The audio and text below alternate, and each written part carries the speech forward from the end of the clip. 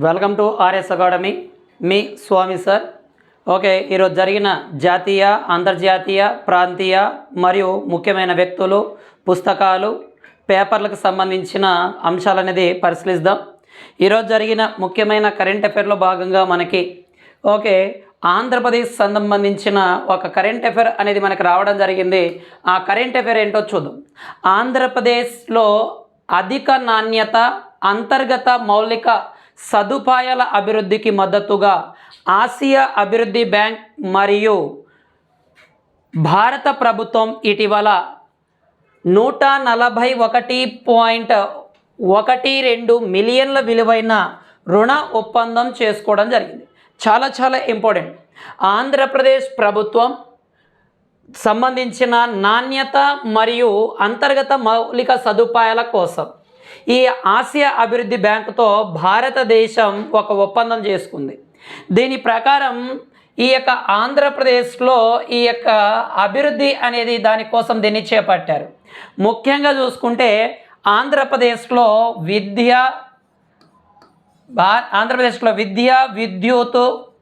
విద్యుత్ అండ్ మౌలిక సదుపాయాల కోసం ఈ మౌలిక సదుపాయాలకు సంబంధించి ఈ యొక్క ఒప్పందం అనేది నిర్వహించడం జరిగింది. దానితో పాటు మనకి ఆంధ్రప్రదేశ్ విశాఖపట్నం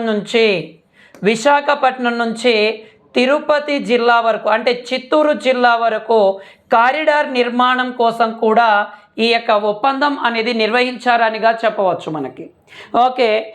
మనకి ఈ ఒప్పందం అనేది చూసుకుంటే ఆంధ్రప్రదేశ్లో మౌలిక సదుపాయాల కోసం ఈ యొక్క ఒప్పందం అనేది జరిగింది. అయితే ఏషియన్ డెవలప్మెంట్ బ్యాంక్ అనేది ఉండడం జరుగుతుంది. ఏషియన్ డెవలప్మెంట్ బ్యాంక్ యొక్క ప్రధాన కార్యాలయం ఎక్కడ ఉంది సార్ అంటే మనకి ఫిలిప్పైన్స్ రాజధాని అయిన మనీలాలో ఉండడం జరుగుతుందిగా చెప్పవచ్చు. ఈ యొక్క ఫిలిప్పైన్స్ మనీలా రాజధానిలోనే ఇంటర్నేషనల్ రైస్ రీసెర్చ్ ఇన్స్టిట్యూట్ కూడా అక్కడే ఉండడం జరుగుతుంది. డైరెక్ట్గా క్వశ్చన్ ఇక్కడ నుంచి ఎలా అడుగుతాడంటే ఏషియన్ డెవలప్మెంట్ బ్యాంక్ ఏ రాష్ట్ర మౌలిక సదుపాయాల అభివృద్ధి కోసం నాణ్యత కోసం ఈ యొక్క రుణాన్ని మంజూరు చేయడం జరిగింది అని అడుగుతాడు. ఏది మనకు ఆంధ్రప్రదేశ్. అయితే ఏషియన్ డెవలప్మెంట్ బ్యాంక్ యొక్క ప్రధాన కార్యాలయం ఎక్కడ ఉంది అంటే మనీలా. ఈ యొక్క మనీలాలో ఉన్న ఇంకో ఆర్గనైజేషన్ ఏంటి సార్ అంటే ఇంటర్నేషనల్ రైస్ రీసెర్చ్ ఇన్స్టిట్యూట్ అని చెప్పవచ్చు. నెక్స్ట్ కరెంట్ అఫైర్కి వెళ్ళిపోదాం మనము. సాక్షిలో మనకు చూడండి, ఈరోజు సాక్షి పేపర్లో మనకి ఒక సైన్స్ అండ్ టెక్నాలజీకి సంబంధించిన ఒక కరెంట్ అఫైర్ అనేది రావడం జరిగింది. ఈ సైన్స్ అండ్ టెక్నాలజీకి సంబంధించిన కరెంట్ అఫైర్ అనేది రావడం జరుగుతుంది. ఆ కరెంట్ అఫైర్ ఏంటో ఒకసారి చూద్దాం. ఏంటి సార్ అంటే మనకి 28వ తారీఖున జిఎస్ఎల్వి జియోసింక్రోనస్ లాంచింగ్ వెహికల్ అనే F-12 అనే దాన్ని కౌంట్డౌన్ అనేది ప్రారంభమైంది. అయితే ఈ యొక్క జిఎస్ఎల్వి F-12 లేదా 12 అనే దాన్ని మే 28వ తారీఖున ఎక్కడి నుంచి ప్రయోగించుతున్నారు సార్ అంటే తిరుపతి జిల్లాలోని సతీష్ ధావన్ స్పేస్ సెంటర్ నుంచి దీన్ని ప్రయోగించబోతున్నారు. ఇక్కడ చూడండి మనకి 28వ తారీఖు మనకి ప్రయోగించడం జరుగుతుంది. సతీష్ ధావన్ స్పేస్ సెంటర్ 2వ ప్రయోగ వేదిక కేంద్రం నుంచి సోమవారం 10:42 జియోసింక్రోనస్ లాంచింగ్ శాటిలైట్ వెహికల్ని ప్రయోగించడం జరుగుతుంది అని చెప్పడం జరుగుతుంది మనకి. ఇది ఈ భారతదేశంలోనే చూసుకుంటే మనకి NVS-01 అనే పేరుతో పిలవడం జరుగుతుంది. భారతదేశంలోనే మనకి NVS-01 అనే సంబంధించి మొట్టమొదటి వెహికల్గా చెప్పవచ్చు దీన్ని. అంటే మన 28వ తారీఖున మే 28వ తారీఖున దీన్ని ప్రయోగించడం జరుగుతుంది అని చెప్పవచ్చు. ఎక్కడ ప్రయోగించుతున్నారు సార్ అంటే తిరుపతి జిల్లా సతీష్ ధావన్ స్పేస్ సెంటర్ నుంచి దీన్ని ప్రయోగించడం జరుగుతుందిగా చెప్పవచ్చు. అయితే దీని యొక్క లాంచ్ ఆర్గనైజేషన్ బోర్డు చైర్మన్గా ఆర్ముగం రాజన్ ఎవరున్నారు సార్ అంటే మనకి ఆర్ముగం రాజన్ అనే వ్యక్తి ఉండడం జరుగుతుంది. అంటే జిఎస్ఎల్వి F-12 యొక్క డైరెక్టర్ లేదా దీని యొక్క మనకి లాంచింగ్ చైర్మన్గా ఎవరున్నారు సార్ అంటే ఆర్ముగం రాజన్ అనే వ్యక్తి ఉండడం జరుగుతుంది అని చెప్పవచ్చు. ఓకే, మనకి చాలా చాలా ఇంపార్టెంట్. జిఎస్ఎల్విని మే 28వ తారీఖున ప్రయోగించబోతున్నారు. భారతదేశంలోనే మొట్టమొదటి NVS-01 అనే ఒక శాటిలైట్గా చెప్పవచ్చు మనకి ఇది. దాని తర్వాత దీన్ని ఆథరైజన్ లాంచింగ్ చైర్మన్గా ఎవరున్నారు సార్ అంటే ఆర్ముగం రాజన్ అనే వ్యక్తి ఉండడం జరుగుతుందిగా చెప్పవచ్చు మనకి. ఓకే, దాదాపుగా 2232 కిలో బరువుల ఉన్న ఈ యొక్క లాంచింగ్ వెహికల్ లేదా ఈ రాకెట్ని ప్రయోగించనున్నారు. ఓకే, 28వ తారీఖున అంటే రేపటి రోజున దీనికి సంబంధించిన ఇంకా సమాచారం దీని గురించి తెలుసుకుందాం. ఓకే, నెక్స్ట్ కరెంట్ అఫైర్కి వెళ్ళిపోదాం మనము. నెక్స్ట్ కరెంట్ అఫైర్కి సంబంధించిన మనం వెళ్ళిపోదాం. ఓకే, మనకి నెక్స్ట్ అన్ని అనర్థాలే అని ఒక ఇది ఇవ్వడం జరుగుతుంది చూడండి. మనకి ఏంటి సార్ అంటే మనకి ప్లాస్టిక్ సంబంధించి ఆర్బీఐ ఏదైతే ఉందో మనకి ఈ యొక్క ఆర్బీఐ అనేది మనకు ఒక రిపోర్ట్ అనేది ఇవ్వడం జరిగింది. ఏంటంటే 2030 నాటికి భారతదేశ జీడిపిలో 4.5% ముప్పు వాటిల్లింది అని చెప్పవచ్చు. మనకి దాదాపుగా 2030 నాటికి మనకి 3.4 కోట్ల ఉద్యోగాలు కోల్పోతారు అని కూడా నివేదిక ఇవ్వడం జరిగినది మనకి ఇది చెప్పవచ్చు. అంటే చూడండి, రోజు రోజుకి మనకి ఈ యొక్క ఎండలు అనేవి పెరిగిపోతున్నాయి. 2030 నాటికి ఈ ఎండలు అనేవి రెట్టింపు అవుతాయని చెప్పడం జరుగుతుంది. అయితే భారతదేశంలో కార్బన్ ఉద్గారాలు విడుదల చేసినవి టన్నుల్లో చూసుకుంటే నిర్మాణ రంగంలో 26 టన్నులు, నీటి వ్యర్థాల నిర్వహణ పైన 110 టన్నులు, భూ రవాణా పైన కార్బన్లో చూసుకుంటే మనకి 379 టన్నులు, రియల్ ఎస్టేట్ కారణంగా మనకు చూసుకుంటే 49 టన్నుల మనకి కార్బన్ విడుదల చేయడము, గనులు క్వారీ నుంచి 567 టన్నులు, వ్యవసాయం మరియు అడవుల నుంచి కార్బన్ 85 టన్నులు, వైమానిక రవాణా నుంచి మనకి 110 టన్నులు, లోహ ఉత్పత్తుల ద్వారా 2797 టన్నులు, నీటి రవాణా వలన మనకి 15,887 టన్నులు, అండ్ విద్యుత్ గ్యాస్ పంపిణీ ద్వారా 7,264 టన్నులు అనేవి మనకి రిలీజ్ అవ్వడం జరుగుతుంది. ఇదల్లా కూడా మనకి RBI reserve bank of India ఇచ్చేయడం జరుగుతుంది మనకి. అయితే భారతదేశంలో 3.4 కోట్లు. అయితే ప్రపంచవ్యాప్తంగా ఎన్ని కోట్ల మంది ఉద్యోగాలను కోల్పోతున్నారు సార్ అంటే 8 కోట్ల ఉద్యోగాలు కోల్పోవచ్చు అని మనకి నివేదిక ఇవ్వడం జరిగింది. భారతదేశ జీడిపిలో 4.5% ఏమవుతుంది అంటే మనకి కోతకు గురవడం జరుగుతుంది.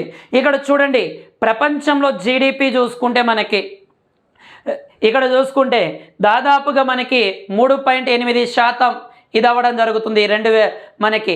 దాని తర్వాత మనకి ఇలాగ జీడిపికి సంబంధించిన డేటా కూడా ఇవ్వడం జరుగుతుంది చూడండి. 2030-50 నాటికి ఉష్ణోగ్రత పెరుగుదలలు 2030-50 నాటికి ఉష్ణోగ్రత పెరుగుదల అనేది ఎంత పెరగడం జరుగుతుందంటే 2 డిగ్రీల సెల్సియస్ కంటే ఎక్కువ పెరగవచ్చు అని చెప్పడం జరుగుతుంది ప్రపంచవ్యాప్తంగా. ఓకే, ఇలాగా ఖచ్చితంగా మనకి కరెంట్ అఫైర్ పరంగా అడగడానికి చాలా చాలా ఇంపార్టెంట్. రోజు రోజుకి మనకి ఏమవుతుంది అంటే ఎండలు అనేవి పెరిగిపోతున్నాయి.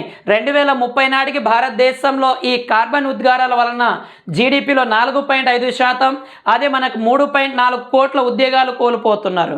అదే ప్రపంచవ్యాప్తంగా 8 కోట్ల మంది ఉద్యోగాలు కోల్పోతారని చెప్పడం జరుగుతుంది మనకి. కాబట్టి ఇక్కడ చాలా చాలా ఇంపార్టెంట్. వచ్చే 5 ఏళ్లలో ప్రపంచవ్యాప్తంగా సగటు ఉష్ణోగ్రతలు భారీగా పెరిగిపోతున్నాయి. గ్రీన్ హౌసెస్లు పసిఫిక్ మహాసముద్రంలో ఎలినీలో ప్రభావం అనేది ఉండబోతుంది అని కూడా చెప్పడం జరుగుతుంది మనకి. 2023-27 మధ్య సగటు ఉష్ణోగ్రత 1.5 డిగ్రీల సెల్సియస్కి పెరగబోతుంది అని చెప్పడం జరుగుతుంది. చాలా చాలా ఇంపార్టెంట్, కొంచెం జాగ్రత్త చూసుకోండి. మనకి ఇక్కడ ఇది మన భారతదేశం యొక్క ఆర్బీఐ ఇచ్చిన రిపోర్ట్. ఆర్బీఐ రిపోర్ట్ ప్రకారం 2030 నాటికి భారతదేశ జీడిపిలో 4.5%, అదే భారతదేశంలో 3.4 కోట్ల మంది ఉద్యోగాలు కోల్పోవడం, అదే ప్రపంచవ్యాప్తంగా 2030 నాటికి 8 కోట్ల మంది ఉద్యోగాలు కోల్పోతారని కూడా చెప్పడం జరుగుతుంది మనకి ఇది. కాబట్టి 2030-50 నాటికి ఉష్ణోగ్రతలు ప్రపంచవ్యాప్తంగా 2% ఉష్ణోగ్రతలు పెరిగిపోతాయని కూడా చెప్పడం జరుగుతుంది. మనకి కొంచెం ఇది జాగ్రత్త చూసుకోండి, మనకి ఎన్రోల్మెంట్లో భాగంగా అడగడానికి ఛాన్సెస్ ఉన్న ప్రాంతం. ఓకే, నెక్స్ట్ కరెంట్ అఫైర్కి వెళ్ళిపోదాం మనము. ఓకే, హైకోర్టు ప్రధాన న్యాయమూర్తులకు సంబంధించిన కరెంట్ అఫైర్ అనేది మనకి రావడం జరుగుతుంది. హైకోర్టు ప్రధాన న్యాయమూర్తులకు సంబంధించి ఏంటి సార్ అంటే మనకి వీళ్ళిద్దరు కూడా మనకి తెలుగువారు అని చెప్పవచ్చు. ఈ తెలుగువారి ఇద్దరిని కూడా ఈ తెలుగు రాష్ట్రాలకు చెందిన 2 న్యాయమూర్తులను హైకోర్టు ప్రధాన న్యాయమూర్తులుగా పదోన్నతి చేపట్టడం జరుగుతుంది. మొదటిది పంజాబ్ మరియు హర్యానా రాష్ట్ర ప్రధాన న్యాయమూర్తిగా మనకి జస్టిస్ మావిడాన్ సత్యరత్న శ్రీరామచంద్రరావు. ఓకే, పంజాబ్ మరియు హర్యానా హైకోర్టుకు సంబంధించి పంజాబ్ హర్యానా హైకోర్టు ప్రధాన న్యాయమూర్తిగా ఎవరు సార్ అంటే జస్టిస్ మావిడాన్ సత్యరత్న శ్రీరామచంద్రరావు గారు నియమితులవుతున్నారు. దానితో పాటు మనకి హిమాచల్ హైకోర్టు ప్రధాన న్యాయమూర్తిగా ఇతను నియమితులు అవ్వడం జరిగింది. మనకి ఇతను అంటే పంజాబ్ మరియు హర్యానా న్యాయమూర్తిగా ఉన్న శ్రీరామచంద్రరావు హిమాచల్ హైకోర్టు ప్రధాన న్యాయమూర్తిగా నియమితులు అవ్వడం జరిగింది. కేరళ హైకోర్టులో న్యాయమూర్తిగా సేవలు అందిస్తున్న జస్టిస్ సారయ్య వెంకటరమణ భట్టి అనే వ్యక్తి మనకి కర్ణాటక హైకోర్టుకు సంబంధించి ప్రధాన న్యాయమూర్తిగా CJగా నియమితులు అవ్వడం జరుగుతుంది. చాలా ఇంపార్టెంట్ మనకు చూసుకుంటే ఇక్కడ. ఓకే, న్యాయమూర్తులుగా పనిచేస్తున్న వ్యక్తులు చూసుకుంటే పంజాబ్ హర్యానా హైకోర్టు న్యాయమూర్తి అయిన జస్టిస్ మావిడాన్ సత్యరత్న రామచంద్రరావు ఏ రాష్ట్ర హైకోర్టుగా నియమించడం జరిగింది సార్ అంటే హిమాచల్ ప్రదేశ్. అండ్ జస్టిస్ మనకి ఇంకోటి వ్యక్తి చూడండి, జస్టిస్ సారస వెంకట నారాయణమూర్తి భట్టి అనే వ్యక్తిని కర్ణాటక రాష్ట్ర ప్రధాన న్యాయమూర్తిగా నియమించడం జరిగినది. ఓకే, దానితో పాటు మనకు చూసుకుంటే జస్టిస్ విజయ్ కుమార్ గంగాపూర్ వాలాను Madras high court and justice Ramesh Devaki Nandan Dhanuka Bombay high court and అక్కడి నుంచి చూసుకుంటే మనకి జస్టిస్ అగస్టిన్ జార్జి మాసి అనే వ్యక్తిని రాజస్థాన్ న్యాయమూర్తిగా నియమించడం జరిగినది. కొంచెం జాగ్రత్తగా చూసుకుంటే మనకి ఇక్కడ నుంచి క్వశ్చన్ పడడానికి ఆస్కారం ఉంది.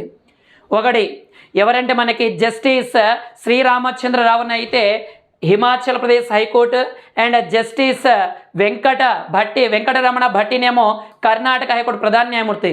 వీళ్ళిద్దరూ కూడా తెలుగు వారిని. దానితో పాటు మన కరెంట్ అఫైర్లోనే చెప్పినాం చూడండి, మనము సుప్రీంకోర్టుకు సంబంధించి మన ఆంధ్రప్రదేశ్ హైకోర్టుగా చెందిన PK మిశ్రా గారిని సుప్రీంకోర్టు న్యాయమూర్తిగా మనము ఏం చేసాం సార్ అంటే నియమించడం జరిగినది. మనకి జస్టిస్ PK మిశ్రాను రాష్ట్రపతి ద్రౌపది ముర్ము కొలీజియం సిఫార్సుల మేరకు మనకి ఈ యొక్క సుప్రీంకోర్టు న్యాయమూర్తిగా నియమించారు. దానితో పాటు మనకి జార్ఖండ్ రాష్ట్రం యొక్క కొత్త హైకోర్టుని ప్రారంభించారు. ఎవరు సార్ అంటే జస్టిస్ ప్రధాన న్యాయమూర్తి అయిన YV చంద్రచూడ్ గారు.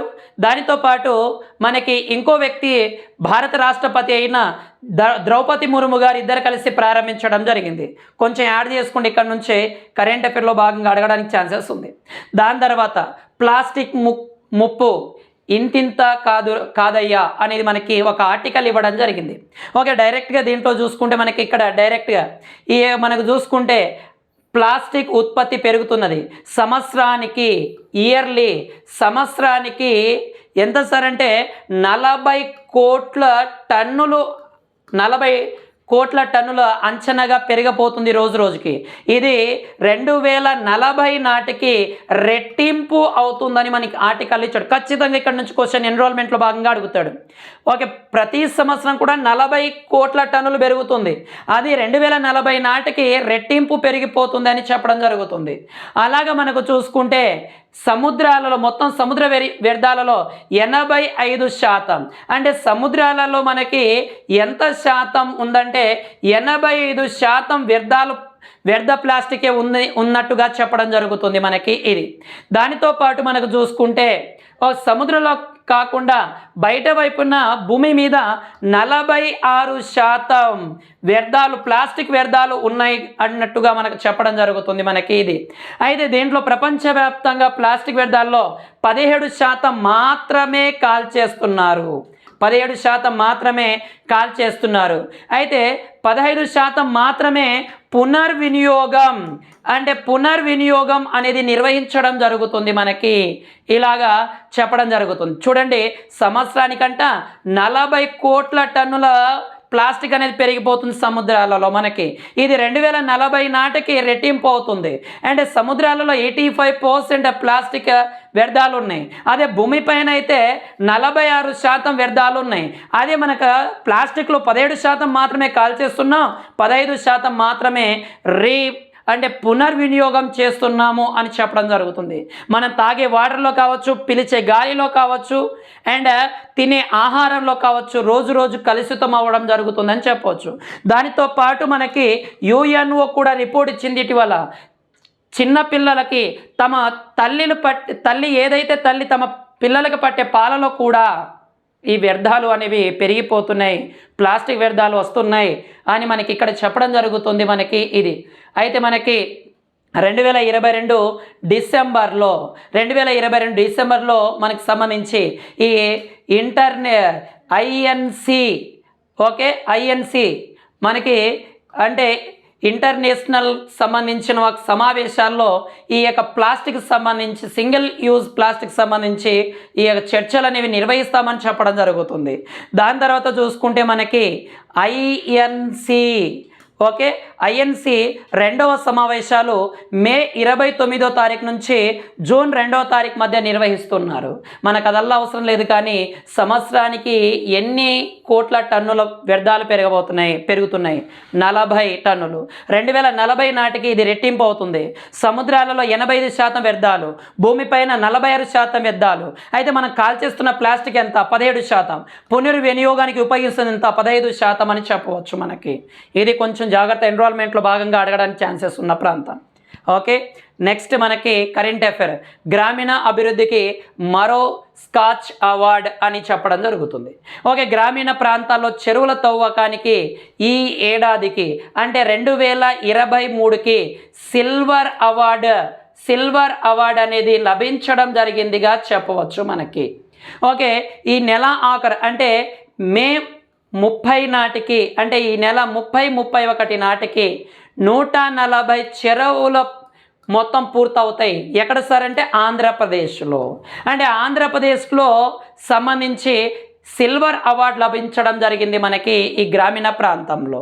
చూడండి, మొత్తం కూడా గత ఏడాది గ్రామీణ అభివృద్ధి శాఖకి అంటే 2022లో మొత్తం ఎన్ని అవార్డులు వచ్చాయంటే 6 స్కాచ్ అవార్డులను ఇవ్వడం జరిగినది మనకి.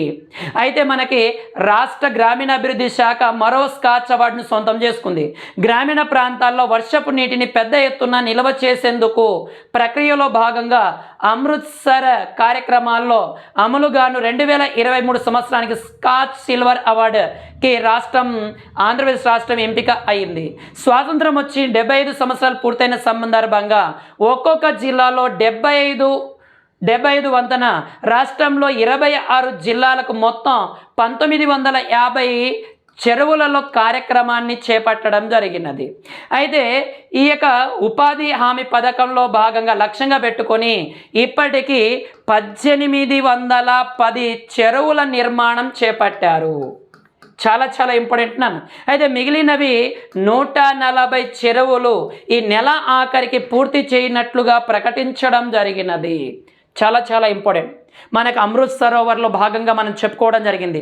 ఈ యొక్క ఒక వారం కిందట ఈ అమృత్ సరోవర్లో ఒక్కొక్క జిల్లాలో 75 చెరువులను నిల్వ చేయడం, అంటే భూగర్భ జలాలను పెంచడము, దాంతోపాటు త్రాగునీటి అవసరాలు, పశువులకు నీరు అవసరాలు తీర్చేందుకు మనకి ఈ యొక్క కేంద్ర ప్రభుత్వం అమృత్ సరోవర్లో భాగంగా ప్రవేశపెట్టింది. దాంట్లో భాగంగా 2020 సంవత్సరానికి స్కాచ్ అవార్డ్, సిల్వర్ అవార్డు లభించడం జరిగింది. అయితే ఆంధ్రప్రదేశ్లో మొత్తం 26 జిల్లాలకు 1950 చెరువుల నిర్మాణం చేపట్టాలి మనం, 26 జిల్లాలకి. అయితే మొత్తం ఇప్పటికి 1810 చెరువులను నిర్మాణం చేశాం. ఇంకా 140 చెరువుల నిర్మాణం అనేది మే నెల 30-31 నాటికి పూర్తి చేస్తున్నట్టుగా ప్రకటించడం జరిగింది. అయితే 2022లో ఈ గ్రామీణ అభివృద్ధి శాఖకి మనకి 6 స్కాచ్ అవార్డు లభించడం జరిగింది. 2023లో సిల్వర్ అవార్డు లభించడం జరిగింది. చాలా చాలా ఇంపార్టెంట్. ఈరోజు చూడండి, మనకి నీతి ఆయోగ్ సమావేశం జరుగుతుంది. ఈ నీతి ఆయోగ్ సమావేశంలో రాష్ట్ర ప్రగతి చిహ్నాన్ని లేదా రాష్ట్రంలో ఈ యొక్క 4 సంవత్సరాల కాలంలో సాధించిన అభివృద్ధి ప్రగతి పద చిహ్నమును ఏర్పాటు చేశారు. మనము 24వ తారీఖు కరెంట్ అఫైర్లో బాగా చెప్పుకున్నాం. దాన్ని యాడ్ చేసుకొని చదవండి. గ్రామీణ అభివృద్ధి పైన మనకి అడగడానికి ఛాన్సెస్ ఉన్న ఎకానమీ పరంగా అడుగుతాడు. ఓకే, నెక్స్ట్ కరెంట్ అఫైర్కి వెళ్ళిపోదాం మనం. నెక్స్ట్ కరెంట్ అఫైర్కి రాకడను చెప్పే కృత్రిమ మేధస్సు, అంటే వాన ఎప్పుడు వస్తుందో దానికి సంబంధించిన కృత్రిమ మేధస్సును రూపొందించడం జరిగింది. మబ్బులు ఏర్పడే తీరును కృత్రిమ మేధస్సు సహాయంతో పరిశీలించి వర్షపాతాన్ని అంచనా వేసే పద్ధతిని అమెరికా శాస్త్రవేత్త కనిపెట్టడం జరిగినది. కొలంబియా విశ్వవిద్యాలయానికి సంబంధించి కృత్రిమ మేధస్సు భౌతిక శాస్త్ర పరిశోధనల డైరెక్టర్ అయిన పివేర్ జైంటైన్ అనే వ్యక్తి పిహెచ్డి విద్యార్థి షారా పామెట్ రూపొందించిన న్యూరల్ నెట్వర్క్ ఆల్గారిథం మేఘాల కూర్పును బట్టి వర్షపాతాన్ని అంచనా వేయగలదు. ఓకే, అంటే వాన ఎప్పుడు వస్తుందో, వర్షం ఎప్పుడు వస్తుందో ముందే కనిపెట్టే పద్ధతిని యుఎస్కి చెందిన కొలంబియా యూనివర్సిటీ కనుగొనడం జరిగింది. ఒక పిహెచ్డి విద్యార్థి అయిన షారా షామెట్ అనే వ్యక్తి కనుగొన్నాడు. దాన్ని మనం ఏమంటామంటే న్యూరల్ నెట్వర్క్ ఆల్గారిథం అనే పేరుతో పిలవడం జరుగుతుంది. చూడండి, ఇటీవల పేపర్లో వేస్తున్నారు, మళ్ళీ ఎలనీనో అనేది వస్తుంది, ఎలనీనో అనేది వస్తుంది అని చెప్పడం జరుగుతుంది. ఎలనీనో అనేది ప్రతి 2-7 సంవత్సరాలకు ఒకసారి వస్తుంది మనకి.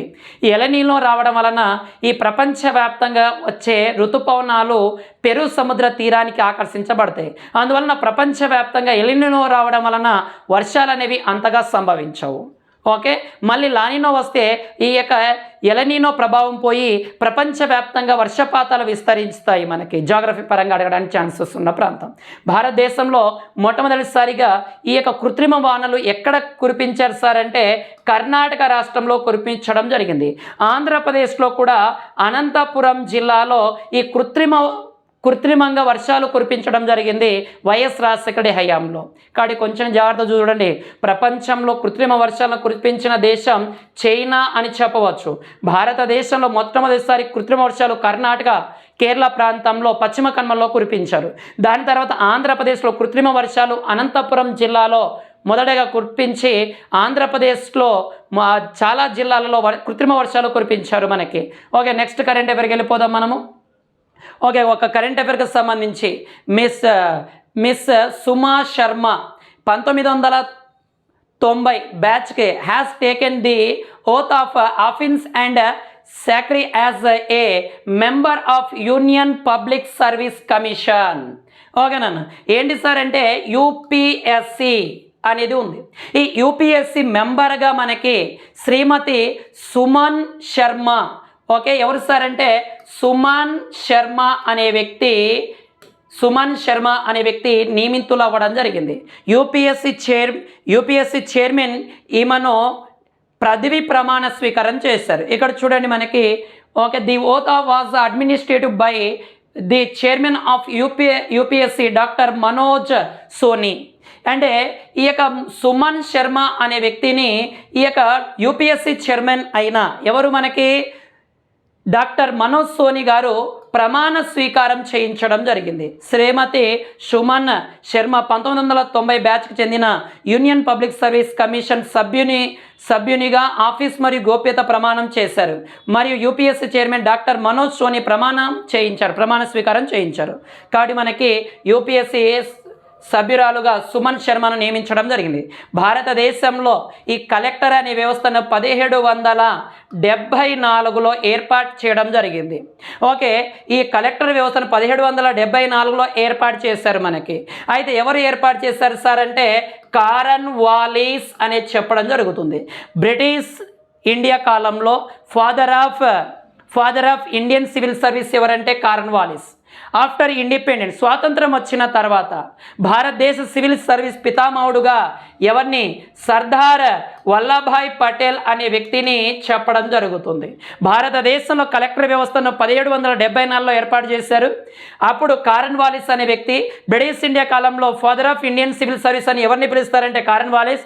ఆఫ్టర్ ఇండిపెండెంట్ ఎవరిని పిలుస్తారు సార్ అంటే father of Indian civil service అంటే సర్దార్ వల్లభాయ్ పటేల్. ఓకే, 1774లో మనకు సివిల్ సర్వీసెస్ సంబంధించి కలెక్టర్ వ్యవస్థను ఏర్పాటు చేస్తే 1923లో ఈ సివిల్ సర్వీస్ పైన లీ కమిషన్ ఏర్పాటు చేశారు. దాని తర్వాత 1927లో మనకి సెంట్రల్ పబ్లిక్ సర్వీస్ కమిషన్ అనేది ఏర్పడింది. కేంద్ర పబ్లిక్ సర్వీస్ కమిషన్ ఏర్పడింది. దాని తర్వాత 1935లో ఈ కేంద్ర పబ్లిక్ సర్వీస్ కమిషన్ని ఫెడరల్ సర్వీస్ కమిషన్ ఆఫ్ ఇండియాగా ఏర్పాటు చేశారు. 1950లో దీన్ని ఏమని మార్చారంటే యూపీఎస్సీగా మార్చడం జరిగింది. చాలా important. 1923 Lee Commission, 27 Public service Commission and 1935 చట్టం ప్రకారం ఫెడరల్ సర్వీస్ కమిషన్ అండ్ 1950 రాజ్యాంగం అమల్లోకి వచ్చినప్పుడు యూపీఎస్సీగా ఏర్పాటు చేశారు. భారత రాజ్యాంగంలో 14వ భాగంలో 308వ ఆర్టికల్ నుంచి 323వ ఆర్టికల్ వరకు యూపీఎస్సీ గురించి ఉంటుంది. UPSC and state public service Commission and joint public service commission 2-3 రాష్ట్రాలు కలిసి ఏర్పాటు చేసుకుంటే జాయింట్ పబ్లిక్ సర్వీస్ కమిషన్. అదే ఒకటే రాష్ట్రం ఏర్పాటు చేసుకుంటే స్టేట్ పబ్లిక్ సర్వీస్ కమిషన్. సెంట్రల్లో ఉంటుంది UPSC, union public service commission అని పిలిచేవాళ్ళం. అయితే అంతకుముందు మన స్వాతంత్రం రాకముందు వీటిని ఏమనే వాళ్ళంటే ఇండియన్ సివిల్ సర్వీస్గా పిలిచేవాళ్ళు. ఓకే, అయితే మనకి ఇండియన్ సివిల్ సర్వీస్ సంబంధించి మొదటి సివిల్ సర్వీస్ అభ్యర్థి ఎవరు సార్ అంటే సత్యేంద్రనాథ్ ఠాగూర్ అని చెప్పవచ్చు. చివరి సివిల్ సర్వీస్ అభ్యర్థి ఎవరంటే నిర్మల్ కుమార్ ముఖర్జీ. చాలా ఇంపార్టెంట్. మొదటి సివిల్ సర్వీస్ అధికారి ఎవరు సార్ అంటే ఇండియన్ సివిల్ సర్వీస్ అధికారి ఎవరంటే మనకి సత్యేంద్రనాథ్ ఠాగూర్. అదే చివరి సివిల్ సర్వీస్ అధికారి ఎవరంటే నిర్మల్ కుమార్ ముఖర్జీ. దాని తర్వాత ఐసీఎస్ని ఏమని మార్చారంటే ఐఏఎస్, ఇండియన్ అడ్మినిస్ట్రేటివ్ సర్వీస్గా మార్చడం జరిగినది. ఓకే, ఇలాగ కొంచెం యాడ్ చేసుకొని చదవండి. యూనియన్ పబ్లిక్ సర్వీస్ కమిషన్ యొక్క కొత్త సభ్యురాలుగా సుమన్ శర్మ ఖచ్చితంగా అడుగుతాడు మనకి. ఓకే, చైర్మన్ ఎవరు ఉన్నారంటే మనోజ్ సోని. భారత రాజ్యాంగం ప్రకారం 308 ఆర్టికల్ నుంచి 323 ఆర్టికల్ వరకు 14వ భాగంలో యూపీఎస్సీ గురించి ఉంటుంది. భారతదేశంలో మొదటి కలెక్టర్ వ్యవస్థను 1774 అండ్ 1923లో లీ కమిషన్ ఏర్పాటు ప్రకారము దాని ప్రకారం 1927లో సెంట్రల్ పబ్లిక్ కమిషన్ ఏర్పడితే అండ్ 1935లో ఫెడరల్ సర్వీస్ కమిషన్ అనేది ఏర్పాటైంది. ఓకే, దాన్ని 1955లో ఏం చేశారంటే యూనియన్ పబ్లిక్ సర్వీస్ కమిషన్గా మార్చారు. కొంచెం జాగ్రత్త, దీన్ని యాడ్ చేసుకొని రాసుకున్న నోట్స్లు ఖచ్చితంగా 100% మీ రాజయ్యబోయే ఎగ్జామ్లో 100% ఉపయోగపడుతుంది. నెక్స్ట్ కరెంట్ అఫైర్కి వెళ్ళిపోదాం. ఓకే, మనకి ప్రపంచ వాతావరణ సంస్థ ప్రకారం కొత్త గ్రీన్ హౌస్ వాయువులు అండ్ పర్యవేక్షణ చొరను ఆమోదించడానికి ప్రపంచ వాతావరణ కాంగ్రెస్ ఒక సంచలన నిర్ణయం తీసుకుంది.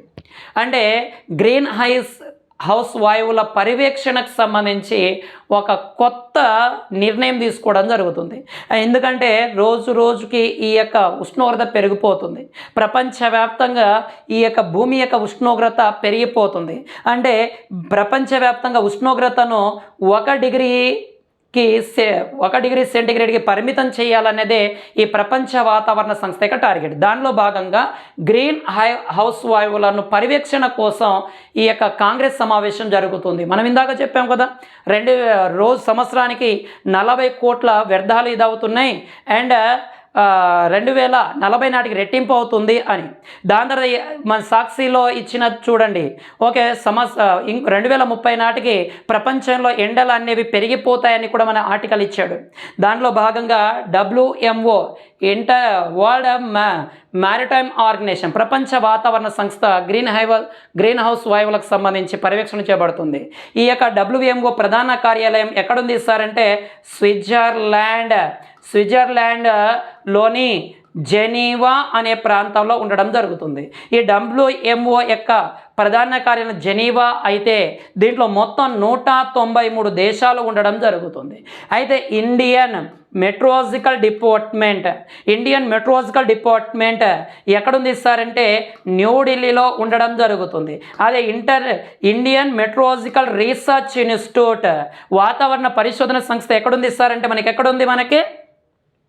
ఎక్కడుంది సార్ అంటే మనకి పూణేలో ఉండడం జరుగుతుంది. కొంచెం యాడ్ చేసుకోండి ఇక్కడ నుంచి కరెంట్ అఫైర్స్కి సంబంధించి.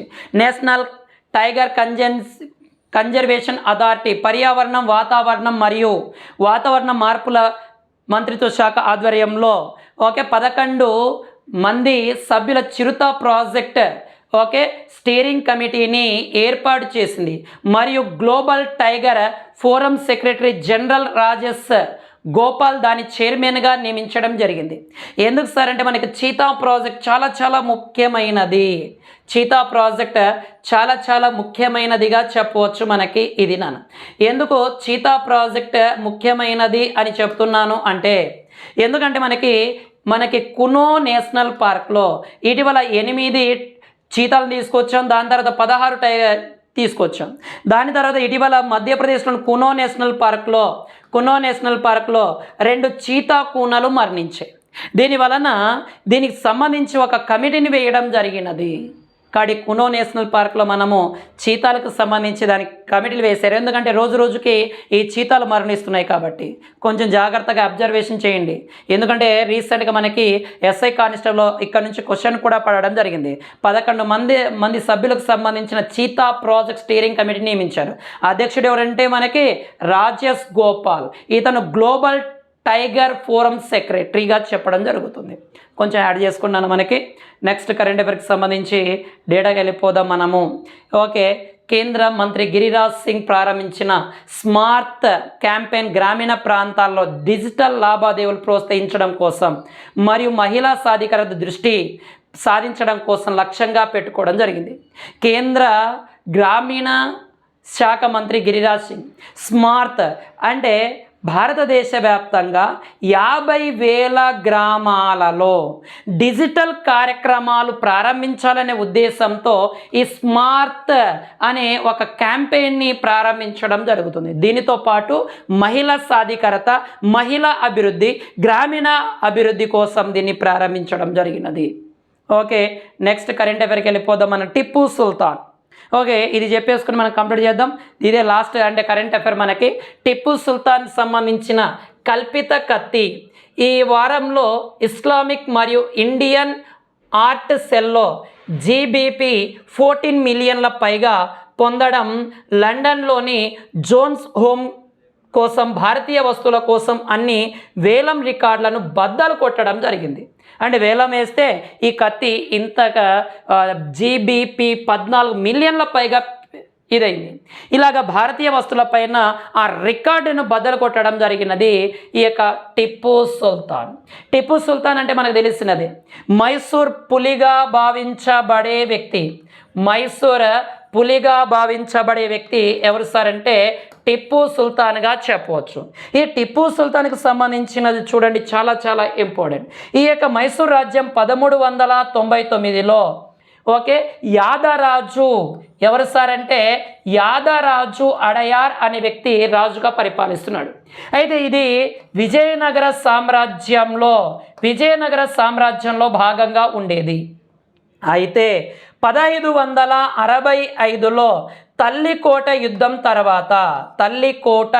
తర్వాత ఈ యొక్క విజయనగర సామ్రాజ్యం ఏదైతే బలహీనపడిందో, ఈ విజయనగర సామ్రాజ్యం బలహీనపడిన తర్వాత ఈ యొక్క మనకి మైసూర్ రాజు అయిన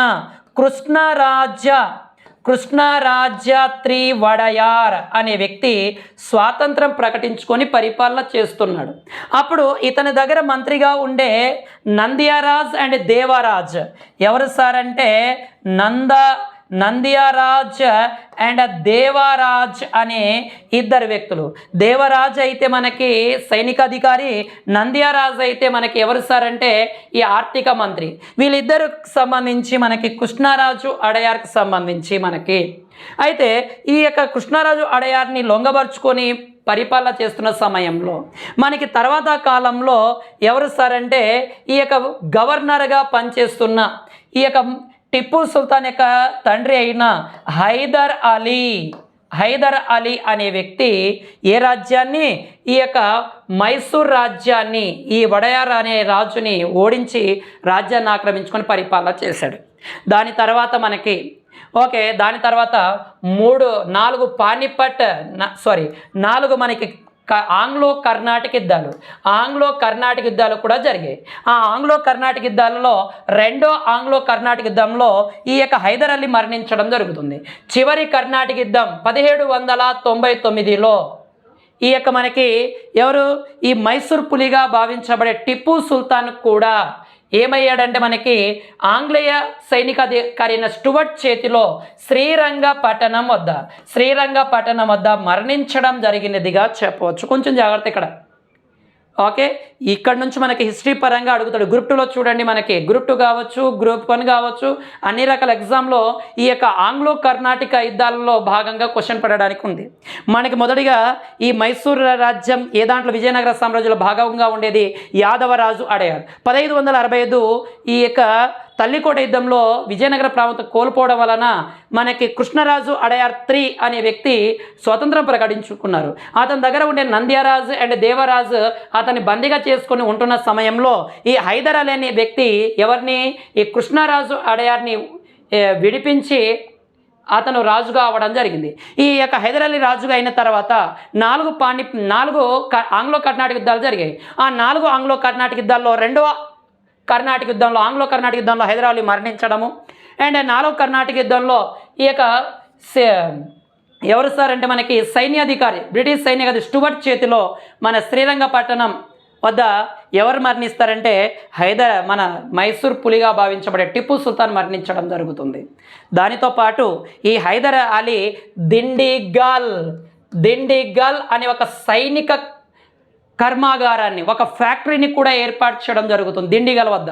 దానితో పాటు ఈ యొక్క టిప్పు సుల్తాన్ ఫ్రాన్స్ దేశం నుంచి స్వేచ్ఛా వృక్షాన్ని తీసుకొచ్చి భారతదేశంలో నాటడం జరుగుతుంది. మీకు ఇలాంటి విలువైన సమాచారం అనేది అందిస్తున్నాం రోజు. కాబట్టి మీరు ఈ యొక్క సబ్స్క్రైబ్ చేసి మీ యొక్క దీన్ని షేర్ చేయండి, లైక్ చేయండి.